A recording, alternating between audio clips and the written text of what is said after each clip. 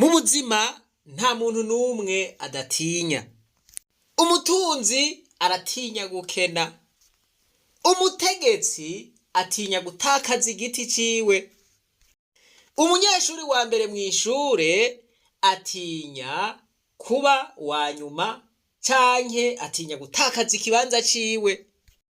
Umuntu anezerewe aratinya kubabara, umuntu afise ubuzima wese aratinya gupfa, umuntu afise amahera aratinya kuyatakaza.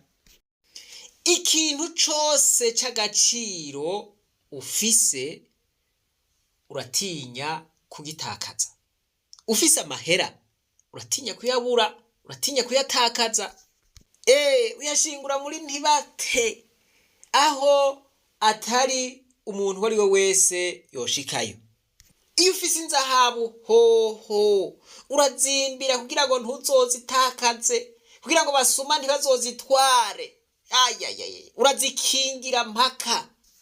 Uku rero niko n'abagabo bafise abagore b'agaciro batinya kubatakaza.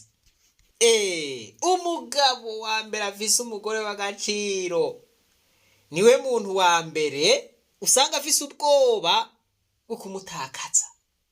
Voilà. Akavuga ati no. Uyu mugore wanje ntegerezwa kumwiyegereza. Hariho abagabo b'ibirara bazohava bangirira nabi. Hariho igituma rero umugabo agira ubwoba nk'uko. Rero iyo umugabo afise ubwoba nk'uko si bibi, ni byiza, ahubwo umugore yopompera mu nzara, kuko umugabo amaze kubona yuko uri uw'agaciro aca yama iruhande y'agaciro kiwe. Voilà. Akazibira ntihagire umuntu amwononera. Umugabo amaze kuba afise uwo mugore aramukingira, amuha ico agomba cose, amugirira neza, ntamwitisha irungu, aramushemagiza. N'abandi bantu bakabona bati ego kabisa, ego rya mugabo ari n'icuma nani. None umugore ako kantu yokora, iryo banga yovumbura kugira ngo umugabo wiwe atinye kumutakaza, kugira ngo umugabo wiwe yumve afise umuntu w'agaciro kanini. Umugore yokora iki? Umugore yokora iki? Iki ni ikintu gihambaye cane. Aka n'akantu mana yanje yokora iki kawamaye inka kugira ngo umugabo hageze isaha 12 agira ati nacerewe, reka ntahe hakiri kare nje kuraba utwanje. Abarundi bakunda kuvuga, hariho abovuga ngo wamuhaye jondama, ibintu nk'ivyo murabizi. Ariko reka ntiwo umuhaye jondama, hariho akandi kantu wohinyanyura kugira ngo yumve yuko afise umuntu w'igiciro, yumve yuko afise umudamu w'igiciro. Ndakurahiye. Tugomba turabire hamwe rero muri no bonisi ibintu bitanu umugore yokorera umugabo wiwe kugira ngo umugabo yumve afise umuntu w'agaciro kanini. Ntavyihanganire kavuga ati madamu oya, mbega wambwiye yuko ukeneye iki? Wambwiye yuko twoja hehe? Wambwiye ko twosohokera he? Voilà. Mbwira nyarutsa. Ati mbwirizwa kubikora kubera ndagukunda sheri, urabizi nawe kameme. Voilà. Kugira ngo ibi bishike, umudamu abwirizwa gukora iki? Abwirizwa kuba ameze gute? Voilà. Ico nico tugomba turabire hamwe n'ivyo bintu bitanu. Ishure ry'abarundi bose ni ishure ribategurira guca bugufi, guhariranira, gusubiza hamwe, iterambere hamwe no kuroranirwa. Tubandanye urugendo maze tugaruze umunezero satani yatunyaze. icambere cotuma umugabo yumva ubwoba bwo gutakaza umugore wiwe, yumva ubwoba agaca agomba kwiyegereza umugore wiwe cane, canke akagomba kumufata neza gusumvya uko yahora. umugabo agirira ubwoba nk'uko aba ari umugore yiyubaha, akongera akubaha umugabo wiwe. Mu gifaransa bavuga ngo une femme respectueuse et soumise. Umugore yiyubaha akongera akubaha umugabo wiwe, umugore w'indero, umugore aciye bugufi. Iyo uri umugore ameze uko, nta mugabo yoshobora kukuva iruhande, ntibishoboka. Ataha isaha 11 abagushikiriye, uwo mutevya mu nzira yomuhata. Kw'isi yose nta mugabo n'umwe atagomba kubahwa. Umugabo yaremwe uko, umugabo aremwe mu kubahwa. Iyo ako kantu kamukuyeko, ubu mwambuye ubugabo bwiwe. Nimba hari iciyumviro ugomba kumuterera, kimuterere mugabo uciye bugufi, uterekanye yuko uri umuntu w'igitangaza, uri umuntu aciye ubwenge kumusumvya, uri umuntu akomeye kumusumvya. Oya, ivyo abagabo ntibabikunda. Aho uba wamaze kumurengera. Voilà, ico ni kimwe. Umugabo arakunda umugore yiyubaha, amwubaha, umugore aciye bugufi, une femme soumise. Na Bibiliya ibivuga uko nyene, aha ntaco mbeshemo. Ubwa kabiri, umugore yiyitaho, qui prend soin d'elle-même. Umugore usanga asa neza, afise isuku, yiteguye neza. Hamwe umugabo wiwe amuraba, ati yampaye nkawe rero, matama asa neza kabisa, agatangura kumira amate. Umudamu yitaho umuryango, umudamu ashigikira umugabo wiwe mu kumutera intege, donc le soutenir moralement, canke umushigikira mu vy'uburyo, mu vy'amafaranga. Umugore nk'uyo umugabo aratinya kumutakaza. Voilà, murumvise aka kabiri gatuma umugabo atinya. Umugore ameze uku, naho aniha umutwe gatoya, naho avuga ati ndagwaye umutwe, umugabo ariruka ati no madamu, mbwira ingene ugwaye, mbwira ndagutware kwa muganga. No, ntivyumvikana, nyaruka tugende. Wanyoye amazi, wafunguye. No, reka tugende, twihute. Voilà, abatinya iki? Abatinya ko wa mugore wiwe w'igiciro kinini yomuca mu mwanya w'intoke. Aha ndiko ndabateza abagabo. Aka gatatu, umugore iyo yakoze ikosa asaba imbabazi umugabo wiwe. Sheri, imbabazi vraiment vyangoye, sinashikiye ku mwanya twavuganye. Sheri, ndagusavye imbabazi n'ukuri nagushavuje.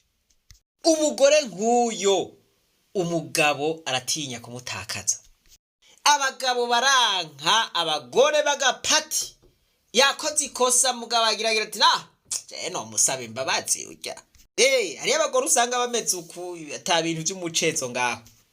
No, munyumve neza, sindiko ndavuga wa wundi yubahuka akabwira umugabo wiwe ngo ntusubire kurukura mu kanwa, ntusubire kuvuga ikintu na kimwe, usubiriye ndakubogisa. Oya, abagore nk'abo barababaza abagabo babo, baba babakuye ku icubahiro cabo.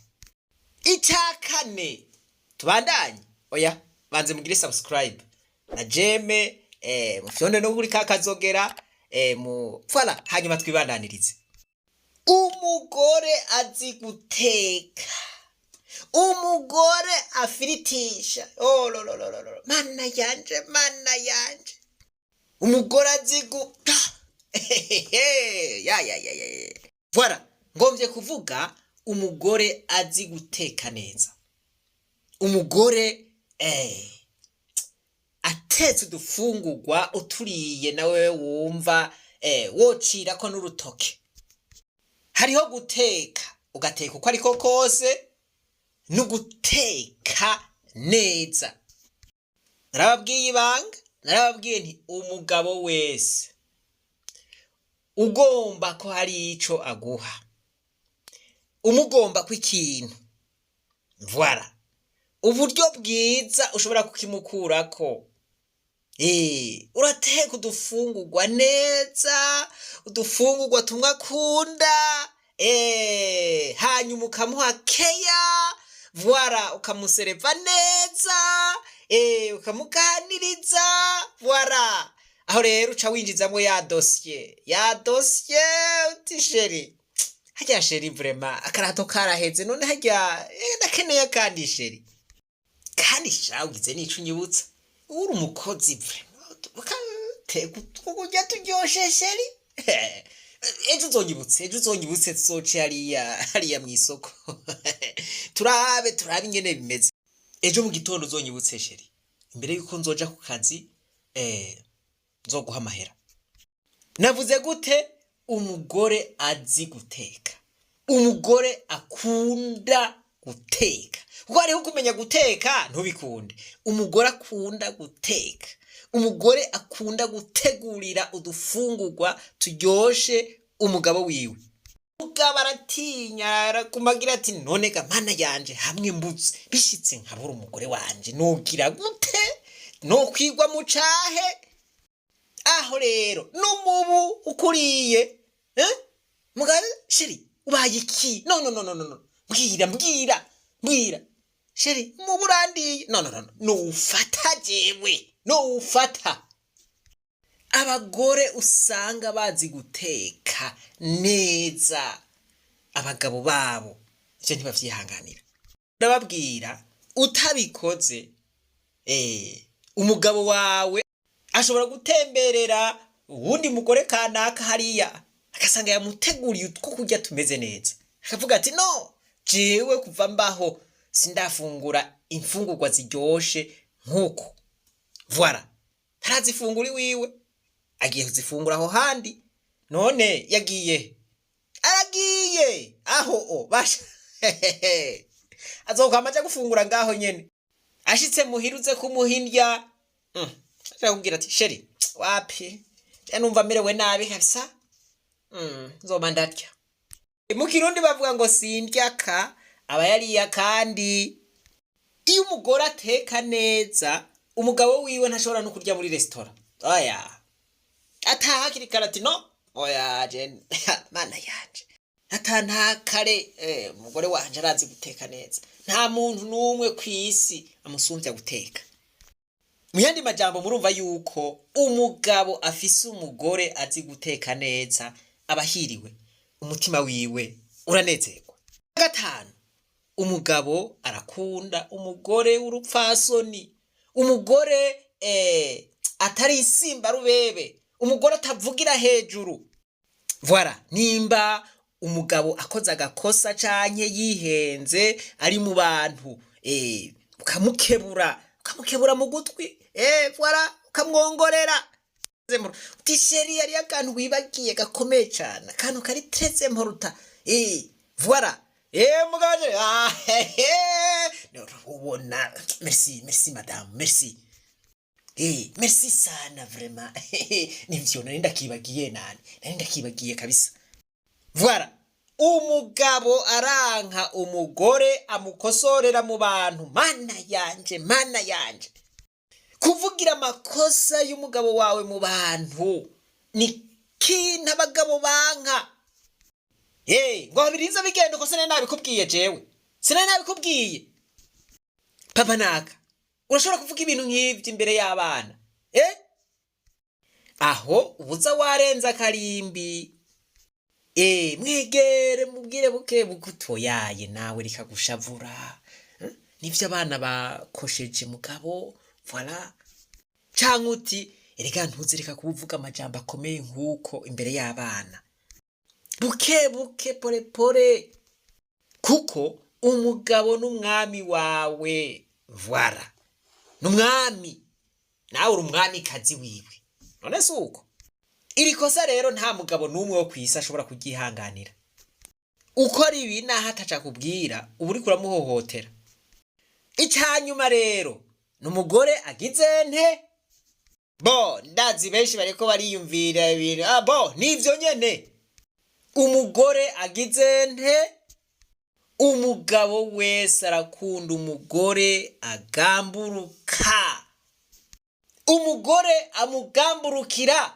Kirero ndakivuze gose cyane na Bibiliya iravuga ngo mwabagore gamburukira abagabo banyu.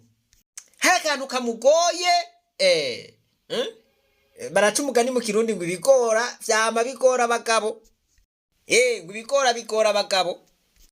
Wewe uburi irijanse voilà. Wowe uburi irijanse yiwe bimugoye akakwikorako kugira ngo agutume nyaruka. Wewe uri irijanse yiwe, naho wowe uri ku kazi saba uruhusha wiruke agutume umugamburukire. Ahejeje kugutuma uca usubira ku kazi voilà.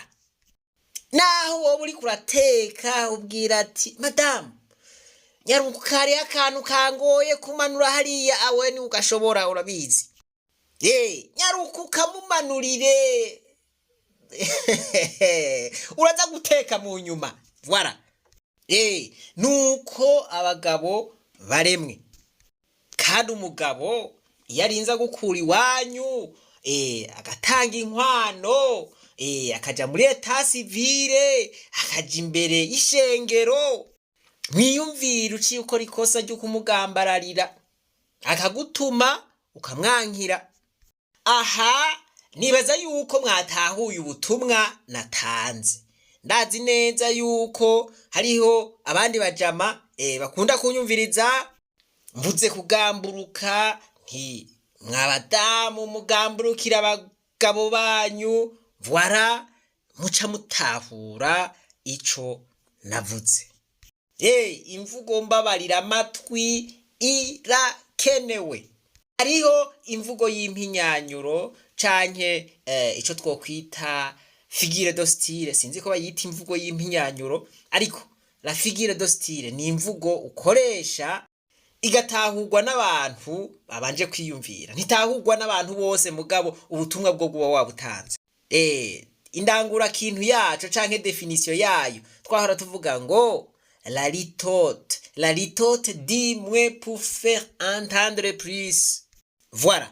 Umugore rero agamburukira umugabo wiwe.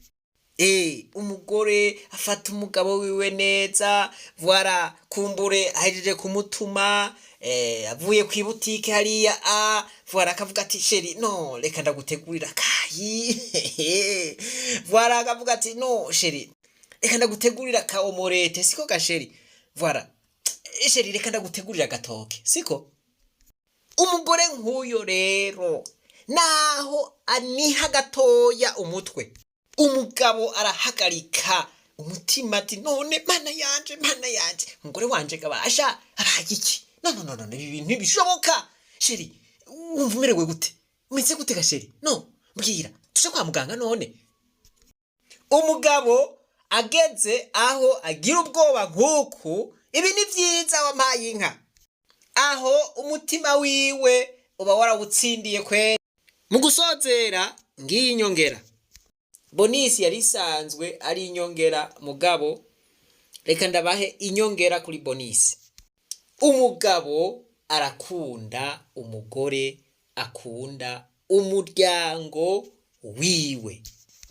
Umugore akunda umuryango w'umugabo wiwe, umutima wiwe uramunezererwa. Ukabona ariko aravugana na yinabukwe batwenze bahwereye, akavugana na baramuwe baramukaziwe bagatwenga bagakwikwimba.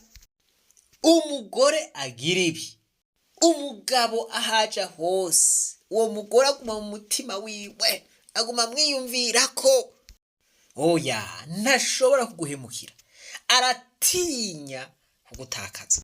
bigombe bimere gute umugabo aca ku giti aca ku mabuye kugira ngo akugirire neza. Voilà, mwabagore tsindira imitima y'abagabo banyu, mukore ibi bintu mvuze bibakore ku mitima gushika yaho bumva babuze amahoro batari hafi yanyu, bumva babuze amahoro batabafise. Bigeme muriko muranyumviriza mutarubaka izanyu, nibaza yuko iyi ari serabisi ukaba utazi guteka neza. Guteka birigwa kandi hariho ababimenya neza. Ntugire ikosa ryo kuja ku mugabo utazi guteka, uzoba wihombeje n'akazi kawe. Mu ncamake ibi byose navuze nimwabigenderako abagabo banyu bazobakunda, basubire babakunde, babame hafi, babiteho. Voilà, gushika yaho namwebwe mugira muti ego mutsindira imitima yabo. Mwebwe mushoboye gutahura, Imana yo mwijuru nibampezagirire mwese. Reka twibananize kwa rugendo rwacu maze tugaruze umunezero Satani yatunyaze. Umuntu atarashika mu ishure ry'abarundi bose turamuhaye kaze, ntimwibagire kugira subscribe. Ikindi gihe tuzobategurira bonisi ku rundi ruhande nago, tuzokwerekana ico abagabo nabo bokora kugira ngo abagore babo nabo batinye kubatakaza.